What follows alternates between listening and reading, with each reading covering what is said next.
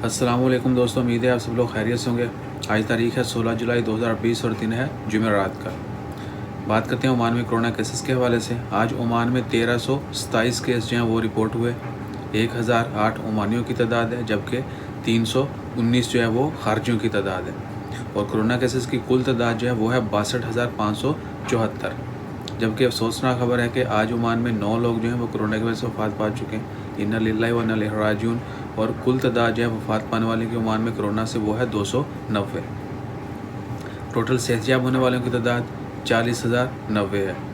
कल काफ़ी ज़्यादा तादाद में जो है लोग सेहतयाब हुए थे, आज थोड़े कम है, ऑलमोस्ट अराउंड 1000। जो ही मज़ीद डिटेल आती हैं सारी, एक तो एरिया वाइज और बाकी in depth all the detail जो ही शेयर होती हैं हम आपसे इमीडिएटली वो भी शेयर करेंगे।